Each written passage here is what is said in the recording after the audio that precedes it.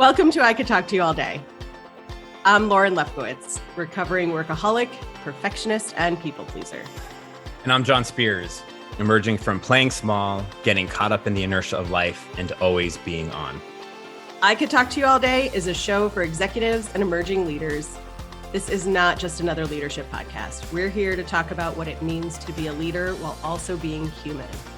So join us for raw, vulnerable, and probably pretty funny conversations about shifting from surviving at work and home to thriving in the life you've always wanted. Let's get the conversation started.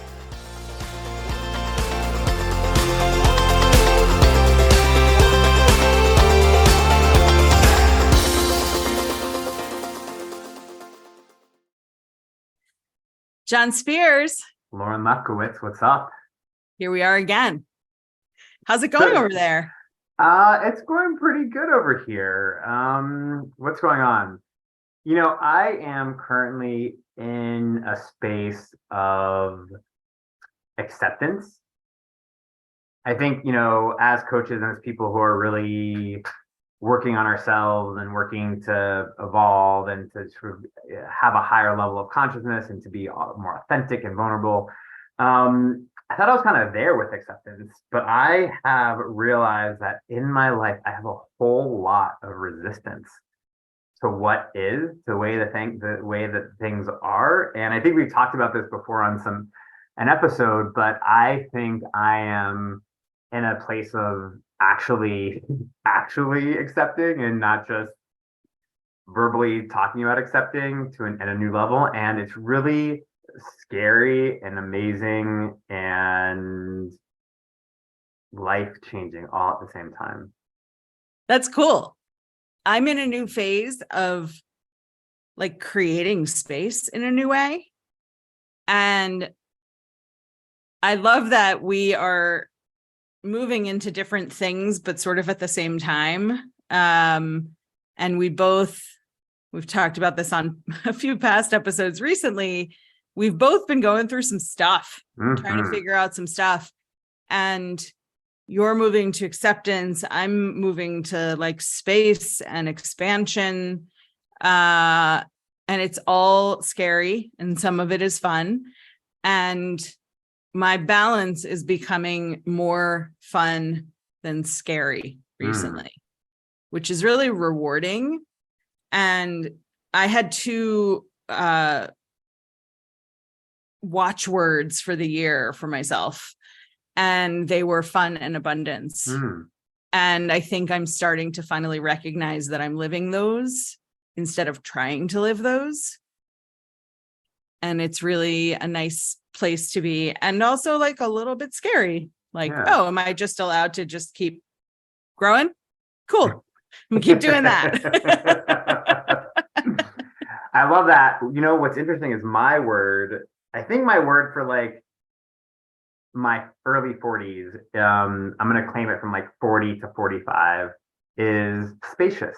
So the fact that you're talking about lots of space, it's one of my words, and I'm also experiencing some spaciousness on a number of different levels. I mean, when we let go of things and we accept, we create lots of space for new things to come into our life and new perspectives to come into our life. And so I think that's pretty cool. Yeah. I had a doctor's appointment today with a new doctor, and I got, for our listeners who don't know, I live with chronic illness and sort of a variety. And there were a bunch of years where I was getting a new diagnosis once or twice a year for something else in some other system of the body. And today I was at the rheumatologist and I got a diagnosis of fibromyalgia in addition to the other things. And it's the first time in my life that I got a diagnosis and I was yeah, that tracks. There was no reaction, fine, add it to my diagnosis list. There's nothing new to do for it that we're not already doing to, maintain and live the best life I can. And it was really freeing. That's, I think, exhibits the space that I have to bring things in and not wonder what is that going to do to my life now? I think we just hadn't named it, but there it's been this whole time. And so it feels like there's a lot of freedom for me in recognizing how things are happening to me in a way that doesn't feel quite as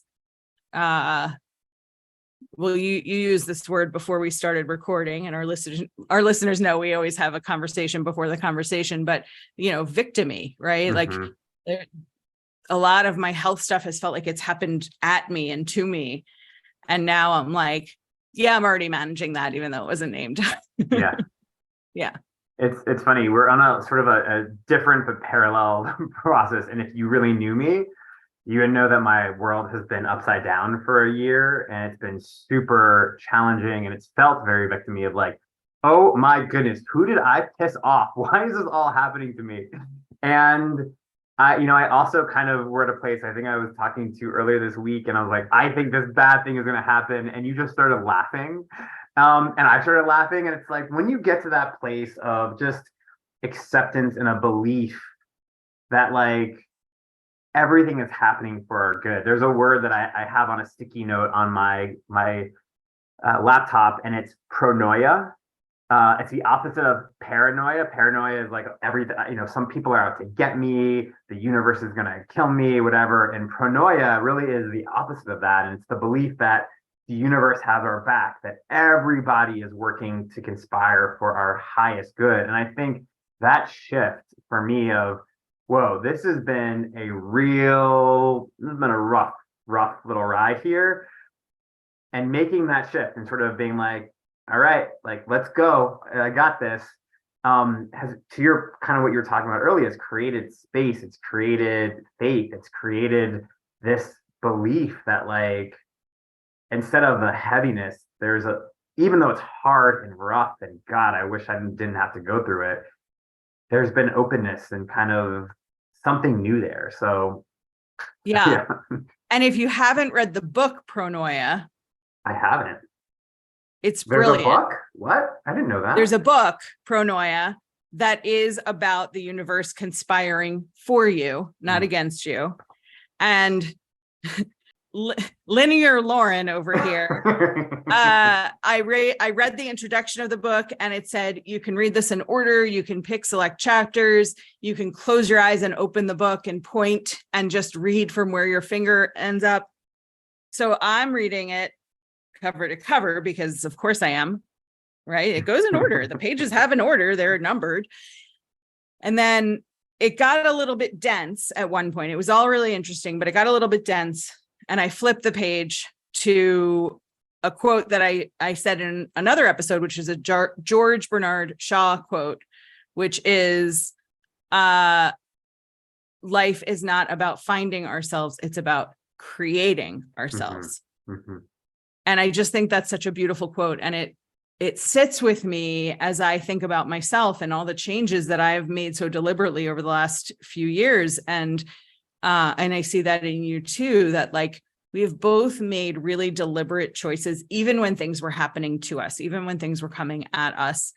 And maybe not always fast, right? Like I've sat in some stuff for like a really long time. And so have you. Real long time. Like really long time. Real long. And also we emerge because we know, because of the work that we've done, that there's always next. There's always something, and that we get to be like present in the moment. So thanks for coming to my TED Talk. But this leads into Pronoia, leads into our topic for today pretty well, which is this concept that was introduced by Fabi, that is about doing things, having things, and being a way or several ways. And so the model that most of us follow, and I'm going to ask you to describe it, John, is the do, have, be model, is where most of us begin and where many of us live throughout our lives. So tell us, John, what is do, have, be? So do, have, be, as you said, is the way that a lot of us, I think, live our life automatically. We're really focused on doing, we're focused on producing, we're focused on the work, whatever that is, whether it's work for a job or any sort of to accomplish anything, it's like we have to first start doing something. And I think doing is a part of accomplishing our goals, but starting there is starting with action without real intention, without real kind of embodying who we want to be. The model that we then all follow, a lot of us follow after just doing is have, okay, if I do, then I'm going to accomplish what I want to accomplish and I will have what I want to have. And then I'll be able to be happy, be successful, embody gratefulness, have love, or be full of love, or be grateful, or be confident, etc. And so that model, I spend a lot of time in that model, and that model does not work because it starts with the doing and ends with the being. And as we've talked a lot about in this podcast and in our conversations, it's really kind of the total opposite way that we actually want to be living. Yeah. And actually, as we're talking, it didn't even occur to me, but this is such a nice lead in from our last episode, which was about results. And how so often when we're going towards results, we like jump right into the doing without even deciding what we want, without even having intention around what we're going after. And for so many of us, our lives, our careers are inherently reactive. And so, and we've talked about it a lot in our episodes, the doing versus the being. And there's such a natural inclination to do and then keep doing and then do a little bit more and then like collapse from exhaustion and say like, why can't I be happy? Yeah. So in the do, have, be model, we do things so that we then have things, right? I work hard so that I have money so that I can be happy. And I lived a lot of my career this way, right? Where I worked a billion hours a week, all in the interest of putting as much as I could in my retirement account. And I envisioned retiring someday, some vague day, where I would have the money I needed to be happy for the rest of my life. And I watched people around me my whole career get to retirement age, retire, not have any hobbies, not know what they wanted to do, get sick or have their partner get sick and become either a caregiver or cared for. And then what? Right? So it's this fantasy of do, have, be working in our favor so that there's this some distant someday when we will be happy. And that sounds so depressing, isn't it? Totally. And when I hit my highest level of burnout, I like that model fell apart for me. And I realized that if I was going to build the life I wanted to build, which I'm still building, that if I was going to build the life I wanted to build, I needed to change the order of operations in this formula of do, have, be, right? And if you add the word to in between each one, it's do, to have, to be. So there's another way. And that other way is to switch the words around from do, have, be to be, do, have. So talk a little bit about that, if you would, John, and what is the shift that happens when we shift from do, have, be to be, do, have. And I'm saying them so slowly because I know I'm going to mess up the order. I'm saying them out loud. Yeah, I mean, I think when I think of be, do, have, I think about a lot of the conversations we have here and our work as ontological coaches around the work of being, of thinking about who do we want to be, who do we need to be in order to do something, in order to have what we want to have. And there's so much more agency, I think, in this model, in be, do, have, as opposed to do, have, be, because we get to decide who we're going to be. We get to decide our outlook. We get to decide our relationship to things on the front end, as opposed to being at the effect of, oh, if I can have it, then I can be grateful. If I can have it, then I can be full of joy. If I have it, then I can be whatever you want it to be. And I think I would consider that like we have the opportunity to decide who and how we want to be today, whether I have the thing or not. I can decide to be full of love. I can decide to trust. I can decide to embark on a healing journey. I can decide that I want something more for my life. And so I love this idea of starting with being, because it really creates a lot of intentionality and introspection around around the choices that we have, around how we want to show up, who we want to show up as, how we want to relate to the world differently. So I think that's the first thing for us to think about in the be, like in the being part is really important. And then from that place of being, from a place of gratitude, of joy, of vision, of energy, I then get to do things take action from that place of inspiration. And I think this is like the doing from inspired action, or the doing from inspired being, is where it's all at. We talked about that a lot in this last episode around results. Like I can do something, I can take an action, and it could be from a place of being that's inspired, that's authentic, that's sort of in my essence, or I could do something from a place of my survival mechanism, from my self-defense mechanism, and the result is going to be completely different. It could be the same exact action, but because of the intent behind it, because of sort of the energy behind it, we're going to get different results. And so from that inspired action, that doing, we then get to have what we want to have. We get to create and generate what we want to create from a place of our essence, as opposed to from a place of fear. You know, we talk a lot about, we don't talk specifically about this a lot, but you know, energy, sort of, where are you doing things from? Where are you making choices from? If it's from fear, very different results from whether you're making a decision or a choice out of love, out of care for yourself, out of respect for yourself.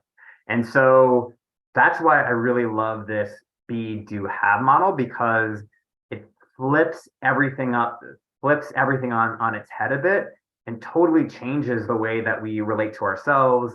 We relate to results, we relate to action in a way that, for me, and I know for you and a lot of our coaching colleagues around the world and their clients, that has really made some transformational change in our lives. This is making me a little emotional. I was like, what's going on over there? What's going on over there? You caught me being. Yeah, I've been going through a situation recently where I handled it in particular as a carve out from the rest of my life.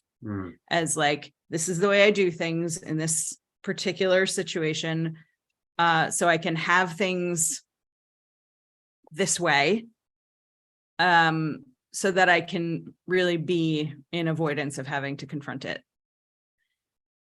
And it didn't occur to me when I suggested this topic.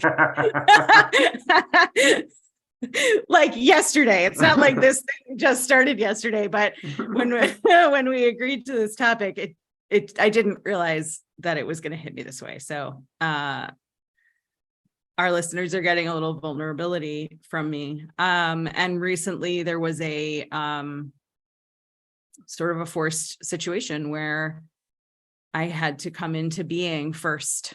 And I've had to do some really hard things to continue to have the life I've been creating in all the other areas. So I've been creating this really like fun and scary and abundant, believing and challenging and exploratory life, except for in one area where I've been sort of stuck in the same role that I assigned to myself as a pleaser.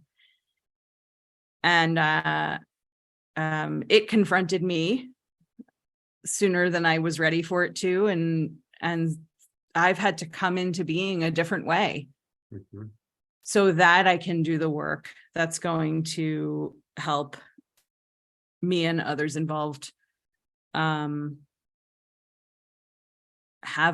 a better way together. What's so incredible about this, Lauren, is that that's a really amazing example of how things are different when you be, do, have. When you start from a place of being and you enter that place of being, things are clear. Things are so much, they might not be fun. It still might be hard, but there's clarity. There's courage, there's support, there's power in that place of being that helps you do the courageous thing, to take the bold step, to do the thing that's outside of your comfort zone. If you're starting with doing, you're starting with the same we are starting with the same patterns, the same belief systems, and we're walking the same path that we walked around for decades. I kind of think about, this was like on a TV show I remember growing up and watching. It was like a caveman pushing a stick with like a rock, a circle rock, and it was sort of making like a rut or like a kind of really wearing into the ground. And I find myself sometimes, if I'm not intentional, if I don't start with being, repeating the same patterns, and I just get stuck and stuck and stuck, and it's so frustrating. And then I realize, crap, I'm starting with the doing. I'm starting with the pattern. I'm starting with the kind of very natural way that I know that I am around situations. And what you just illustrated is when we start with being, so much more is possible. Yeah. And in this particular situation, you talked about being coming from a place of being empowered and in gratitude, and not ingratitude, in gratitude. Not ungrateful. Right. And being also comes from the flip side of emotion and of being, where I allowed myself to be vulnerable. I allowed myself to be really raw in my situation. And I put me first in the situation, which is unusual for me in this particular role that I've played. It allowed me then to do things that I wasn't previously brave enough to do. And because I had that courage, it hasn't made things easier. It's actually made things more difficult for now. But I think ultimately, because I am being in full expression of myself, because I'm allowing myself to experience emotion, do a bunch of crying, and share my sentiments fully without restriction, without holding back, I think that in the end, I will have peace. And I will have the knowledge and understanding that I've come full circle in deciding to be all of me in all aspects of my life. And that's really rewarding. And the things I will have because of that won't be in this constant pattern of do have, and like collecting accomplishments and collecting money and collecting, sticks and bubble gum and, filling my pockets with things. But instead it's like this path for me towards a sustainable way that I want things to be. Well, That was a surprising middle of the episode for me. I was like looking over there. I'm like, what is going on that Hey, side of the Lauren's screen facial over expressions changed. there? So if I am a human, which Hopefully you most are. of those listening are, some of their dogs and cats will be listening, but they're not advanced enough to understand this model. Maybe my dog is. She's pretty smart. But if we're trying to move from this automatic of do things so you can have and collect things so you can be happy or grateful or rich or whatever it is, if we're trying to shift out of do, have, be and into be, do, have, or you've called it be, do, experience, Mhm. which is also I think a really empowered way to look at it. Where would you start? When I say this, it's going to be like, this is really dumb. What are you talking about? But it is, I think, the single most effective way to shift in our lives. And that is to slow the F down. Slow down. Slow everything down. We are living in such a fast-paced culture and world where we need answers, we need to respond, someone texts us, we need to quickly do something. There's pressure, there's productivity, you got to be doing something, you got to be moving all the time, you got to be responsive, you got to be witty. Being witty and like funny is celebrated. Quick-witted is celebrated in our culture, and my mind is so fast. I make decisions very quickly. I talk really fast. I talk even faster when I'm nervous or excited. And for me, the single biggest thing that's changed my life is to slow down. Just slowing down my breathing, slowing down how fast I speak, slowing down my response to people in meetings or in texts or whatever. Slowing down has been, like I said, the single most transformative thing for me to do in my life, to create space between the stimulus and my response. There's a really amazing Viktor Frankl quote that talks about that, about the real magic happens. This is not the quote, but it's something like this, that, the real magic happens in the space between the stimulus, the trigger, the thing, whatever the thing is that's agitating us or that kind of gets us to react or respond, and the response. And the longer, the more space you can create between the stimulus and the response, the more embodied in our being and our essence and our true selves, I think we have the opportunity to be. And I get sucked into the do, have, be all the time, multiple times a day. Do I just want to start doing? I feel the pressure. I feel a deadline.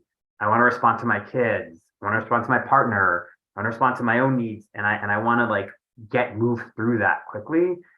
And every time I start doing that, I realize, oh crap, like this is not going to get me the experience or the results or the having that I want. I need to go back and take a real hard look and create some space to think about, who do I need to be? And from that place of being, take inspired action to have the experience or to have the thing that I want. And so my like number one advice, slow down. I have it written on a sticky note on my screen. When I start to get activated and I get really fast and I start reacting to things, slow down. It is like the mantra that I say in my head. I probably say it to myself 100 times a day, slow down.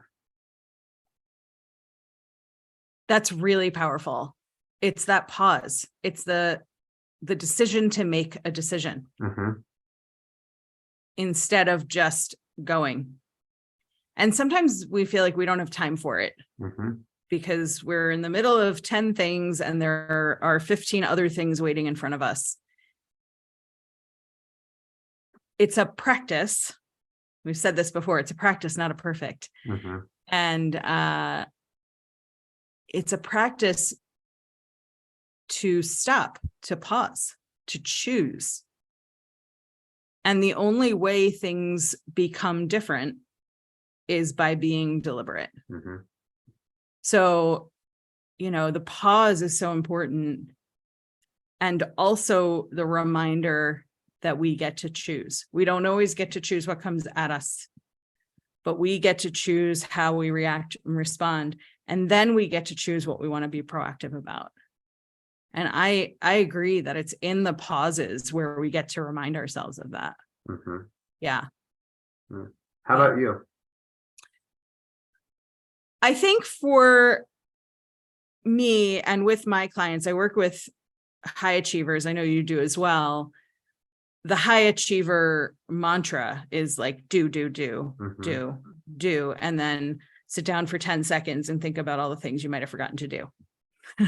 Right. And the opportunity there is to continue to notice, to ask ourselves, how am I being about this? What is my behavior, my attitude, my feeling, my body sensation around this? How is my whole being about this? Mm-hmm. And what are my opportunities to recognize and decide? Yeah. And that doesn't start with, and we talk about this all the time, a sweeping change where we say, it's all over for all of you. Everything's going to change now, right? Yeah. It's moments. It's noticing in moments. Sometimes I will put up a sign on my wall. In fact, I have a sign on my wall right now that says there is only this moment. That's to help me stay in the present. Yeah. And so often we're regretting our past or planning our future or trying to fix something from the past or trying to pre-fix something that might happen in the future. I am so good at that, by the way. Oh, same. Yeah. Prevent the problem by just being pleasing. Follow me for more life tips. But the being happens when we're choosing. The being happens when we're creating moments, whether that's 1 minute of breathing, whether that's 5 minutes of drinking coffee on the porch, whether it's taking time out of your day and saying to your colleagues or your family or your partner or your phone, putting your phone on do not disturb, and just choosing some quiet so that you can make decisions and choices from being. Yeah. John, not only could I talk to you all day about this, but I got a text from a friend who's a listener today that said she wants to start a podcast called I Could Listen to You All Day. Make it about John Spears and Lauren Lefkowitz. And it's my favorite comment we've gotten on the podcast. I love that idea. I mean, I would love to listen to that. So while I could talk to you all day about Mhm. this and many other things, we're already at the end of our show today. Crazy. Thank you for this conversation. And thank you for holding space for me when I veered off. And it's always a pleasure to have these conversations with you. I can't wait for our next episode. Always a pleasure. Thanks, everyone.